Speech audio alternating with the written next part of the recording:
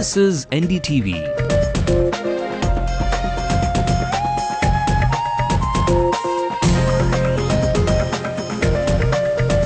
And you're watching NDTV Hindu.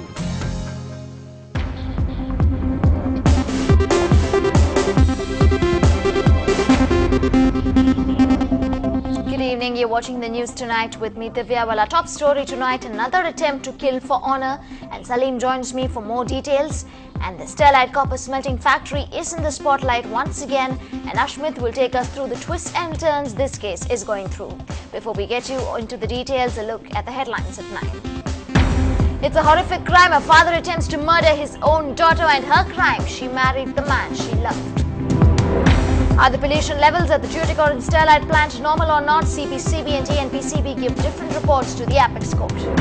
Is there no end to the fishermen killings? Frustrated, let down and angry, several activists stage protests across Chennai.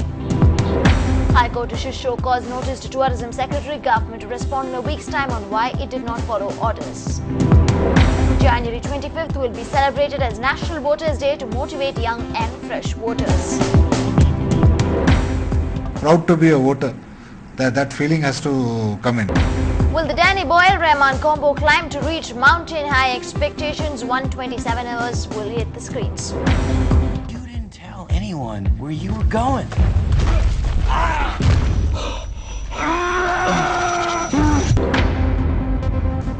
Let's also bring you the news making national headlines.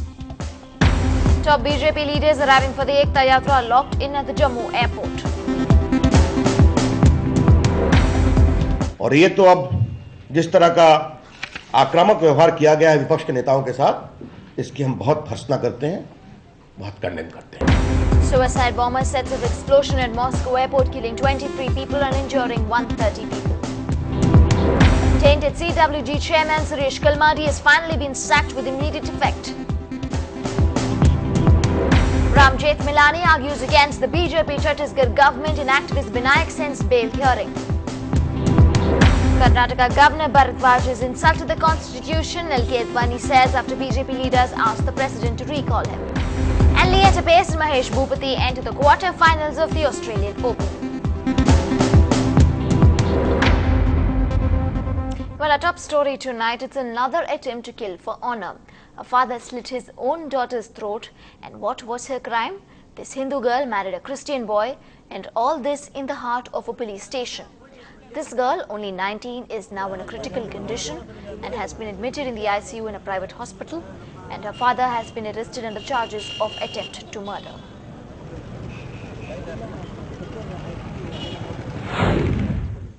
Love பண்ணது தப்பா sir? நல்லா வந்து அவங்க வீட்டில் என்ன சொன்னாங்கன்னா, எங்களை ஏற்றுக்கினாங்கன்னா அவங்க ஏற்றுப்பாங்க நம்பி தான் போனோம் அவங்க வீட்டாண்ட. அவங்க அப்பா சொன்னார், நான் கண்டிப்பாக உன்னை ஏற்றுக்கிறேன், வா நம்ம இருந்துக்கலான்னு சொல்லி தான் என்னை கூப்பிட்டாரு. நான் அந்த தைரியத்தில் தான் எங்கள் வில்லேஜ் பொலிட்டிஷன் சார்பாக அவரே அமுச்சு விட்டார், தைரியமாக போடான்னு அமுச்சு விட்டு. அங்கே போனால் கண்ணகேசை அவர் இல்லை, அவர் தான் எங்களை ஃபோன் பண்ணார், நீங்கள் தைரியமாக இருங்கன்னு. ஆனால் அந்த இன்ஸ்பெக்டர் முன்னாடியே அவங்க அப்பா வந்து கழுத்து அறுத்துட்டாரு. கழுத்து அறுத்துட்டோன்னே அப்பயே வந்து கீழே வந்து இன்ஸ்பெக்டர் என்ன தான் போட்டு அடிக்கிறாரு, என்னன்னே தெரில. ஆனால் அது அப்புறமேட்டு தான் என்னை ரிலீஃப் பண்ணாங்க, நீங்கள் போங்க சொன்னீங்க. பக்கத்துக்கு இவங்களாம் அவர் அடிச்சிருக்காங்க, அண்ணன் மாமன் சொல்லலாம். அவங்க அப்பாவை வந்து உள்ள சேஃப்டியாக பண்ணி வச்சுருக்காங்க. நாங்கள் அதுக்கப்புறம் இந்த பக்கம் ஹாஸ்பிட்டலில் இருந்து ஆஜர் பண்ணது தான் இது. இப்போ என்ன நிலவரமே தெரியல sir. And Salim, our crime reporter, now joins us live from our newsroom. Well, Salim, what is the latest that you can give us on this case? Divya, the girl underwent surgery a short while ago. She is being treated at the intensive care unit at a private hospital near Red Hills. As far as the police sources are concerned, they say that this couple married 2 days ago, and they arrived at the Villivakkam police station this morning. And when they arrived at the Villivakkam police station, when they were negotiating with the police, they received a call from the Red Hills police. The reason, the girl's family is residing at the girl's family is residing near the Red Hills police station, and here the girl's father had lodged a woman missing complaint with the Red Hills police, and hence the Red Hills police contacted the girl. The girl said that she and her husband is at the Villivakkam police station right now, and the Red Hills police cross-checked this information with the Villivakkam police. And the Villivakkam police sent the couple to the Red Hills police station because the woman missing complaint is pending there. And when the couple entered the Red Hills police station, and when they started negotiating with the police inspector, the girl's father all of a sudden picked up a knife and he slit the girl's throat. The girl fainted there and she was rushed to a nearby hospital. The doctors say that she is recovering now. Meanwhile, the police have arrested the girl's father. His 48-year-old, and they have slapped attempt to murder case against him. He will be lodged at the Purel prison shortly. Divya? Right, Salim. Thanks very much indeed for joining us with all those details there. Well, moving on to our other big story tonight. Well, the Central Pollution Control Board and the Tamil Nadu Pollution Control Board today differed before the Supreme Court over the alleged pollution by Sterlite Industries' copper smelting plant at Tuticorin in the state. According to counsels appearing for TNPCB, as per the conditions of permission to set and run the plant, Sterlite has developed only 25% green belt in the areas and its solid waste disposal was not good. However, contrary to that, the Central Pollution Control Board said that it was in favor of the plant and submitted that all parameters are within limits and pollutants were found within the notified air quality standards. Meanwhile, the Madras High Court's order directing Sterlite Industries to close its copper smelting plant would continue till the next date of hearing.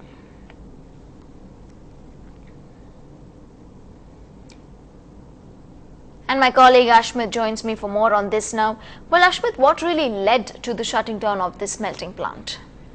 Well, to begin with, there are a number of reasons. Again, being the copper smelting plant, there have been, again, a lot of concerns been raised about, again, its impact, the impact that it is having on its surroundings again.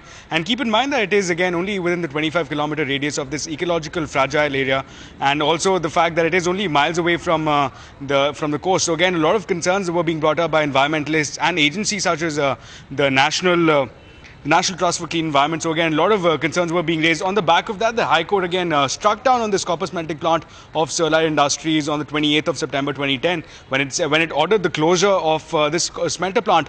Now, in response to that, the Vedanta Group, a subsidiary here, Sterlite, again shot back saying that its side of the story has not been heard, and to actually voicing those concerns, they approached the Apex Court, and here is where they were offered somewhat of a reprieve of sorts, wherein this is where the Apex Court ordered agencies such as Tamil Nadu Pollution Control Board and the Central Pollution Control Board to come out with an assessment of, again, the ground reality on ground zero. So that's what, and today we saw the results coming out, and again, very contrasting positions being taken by both these agencies, which again has led to the fact that now agencies such as the Central Pollution Control Board and the company Sterlite itself will now have to actually respond to the claims and the findings of Tamil Nadu Pollution Control Board that again either the conditions have not been met or only partially been met. So that again has been the main bone of contention here of the TNPCB. And again, the next hearing is scheduled for February 25th. So the interim stay order, which was issued on the October 1st, 2010, has now been extended till February 25th, when again these two agencies, Sterlite and the Central Pollution Control Board, will be coming out with their response to again the claims and the findings rather of Tamil Nadu Pollution Control Board. Right, Ashmit. Thanks very much indeed for joining us with all those details there. Moving on, it's anger and fear that has gripped this city after the repeated attacks on Indian fishermen. Senior politicians and advocates have all condemned the killings. The city saw many agitated protests today. Activists protested in front of Home Minister Chidambaram's house, while another section of advocates condemned the killings through a black flag demonstration. For almost 3 decades now, more than 200 fishermen's lives have fallen to Sri Lankan bullets. The latest killing took place on Saturday night, and it is one of the most gruesome deaths reported. All fingers point towards the island nation, but the Sri Lankan Navy has gone on the defensive, saying they are not responsible for any of these attacks and allegations against them are baseless and without proof. The advocates of the Madras High Court strongly condemn the continuous activities of the Sri Lankan army, that they are every day killing the Tamil Nadu fishermen. This is continuously happening, hence we are protesting today. We are planning to protest strongly against the Sinhala army and against the Indian Navy.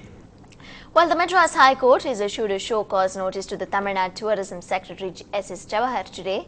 The High Court had earlier directed that Chennai Sangamam advertisements should not carry Tamil Mayam's logos, and now the state has 1 week to respond why it had disobeyed these orders. The CBI raided Tamil Mayam in connection with the 2G scam in December, following which the High Court ordered that advertisements should not carry the NGO's logo. However, last week a contempt case was filed by Advocate Pugarendi against the Managing Trustee, Father Jagat Kasper, and the TTDC's chairman for willful disobedience of this very order. The court will hear the petition on whether Tamil Mayam abided by this recent order on advertisements. Well, it's a big move to encourage more young and fresh voters to be part of the democratic process. The government has decided to celebrate January 25th every year as National Voters' Day. The Chief Electoral Officer of Tamil Nadu has urged the people to take pride in the democratic process and to vote in a free and fair manner without being influenced.